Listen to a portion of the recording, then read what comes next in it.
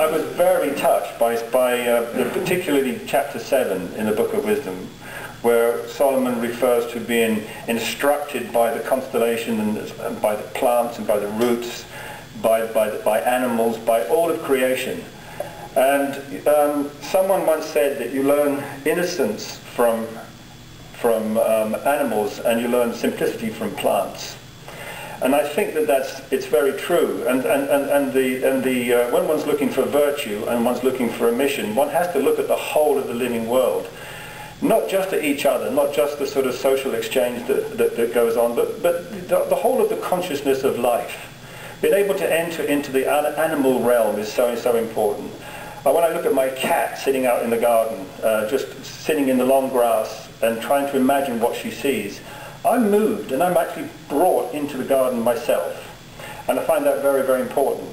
So this whole issue of inspiration comes to mind. And so to create a space in which one could feel inspired became the project. And I looked through lots of different attempts that had been made in this way in the past in different cathedrals and churches throughout the world. And I wanted to avoid any pinpointing any heavily ecclesiastic reference, because I wanted people to really find a place in themselves when they're in a place like this. The idea of a chapel, the idea of a place for contemplation, to me, really is about giving people a chance to surround themselves with themselves, to come to themselves, to come to their senses, and in so doing come to the spirit that's in them and that extends out beyond them, to give people a chance to feel expanded out beyond the limitations of their own skin. Because I think so many people feel like they're a prisoner of their own skin, having to contest illnesses and emotional disturbances and lack of food and lack of resources. It makes one feel like one's trapped inside oneself. And to make one feel to be able to expand out, I think, is the most important thing to be able to do. So how can you do that? So back to the central issue, light and space, to give people a sense of light inside them and space inside them, and that being an exchange between the world outside and the world inside.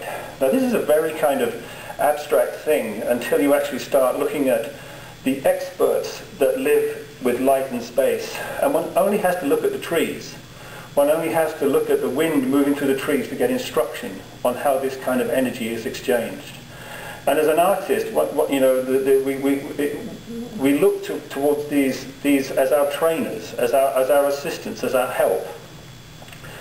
And it brought me also to thinking about how to avoid some of the more traditional ecclesiastical references. For example, I was brought up a Catholic and I served on the altar as a boy, and I was always impressed by the Feast of the Epiphany. And I always would ask myself, what do I think an epiphany is? And I think that this project has also helped me get a closer understanding of that. And I mean, an example of an epiphany for me, which is the thing that I would like to be able to say today, because I think it's important, in a mission like the Daughters of Wisdom, is to bring attention to some of the more basic things in creation: food, caring for one another, the environment, being able to live in the world. When you want to feel free, when you are feeling free, you're feeling the wind on your face, you're feeling the sun on your skin, you're feeling clean air, and you're eating good food, and you're feeling alive, and you're feeling companionship and interaction between people and the free exchange between people, and then you're really living. Now, I just want to briefly talk a little bit about the making of the windows. The first issue, again, similar to the photonics project, was we wanted to bring as much light into the room as possible. So the idea of using leaded light has such a baggage behind it, for one thing, and it's got such a lot of occlusion of actual light, that I wanted to think of another way of doing this, to maximize the light. And so I actually looked into technologies that are only just becoming available, where architectural glass now can carry color and can be put into buildings on a massive scale.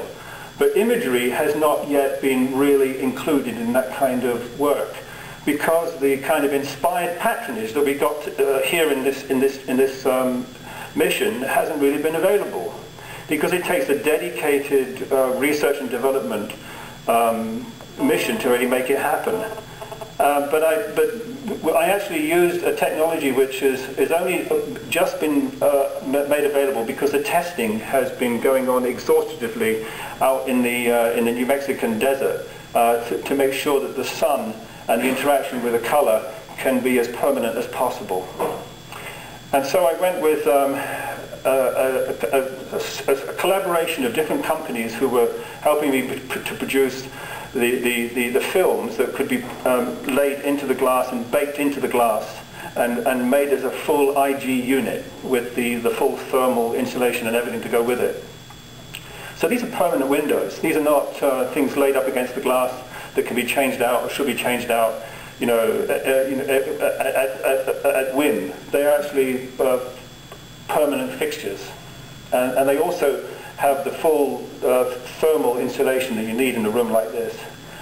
The other thing was how to bring painting, the intimate act of painting, the direct act of touch that you get with painting, on an amplified scale. What would happen is I would take paintings and I would transfer them, scan them into the computer, and then be working on files that were 72 inches high in Photoshop, which is a very, very big file. And you're making individual files of about 1 gigabyte a piece. But this would be impossible 5 years ago. You just to give simple commands to the computer, you could just go off for the day while it basically ran through the permutation, the coding of it. Now things are much more flexible, much more, and one can be more intuitive. I wanted to be able to take the small and make it large. This is one of the things that's the center of what I really care about. Taking intimate acts, small engagements, and creating an immersive feeling was a very exciting possibility for me. Because it's not just about the light, it's also about gesture. So that when I look at a tree, I don't see leaves, I don't see branches, I see gesture. I see like a force that's moving out through the plant. And I wanted to convey this rather than to describe any one vegetable or tree. I wanted to give a feeling that the force that moves the tree is also moving the wind and is also moving oneself. And that's basically the thing I wanted to do. And I didn't want it to be something that people would be sitting here and be thinking about too much. I didn't want to give people things to think about. I wanted to give sensation.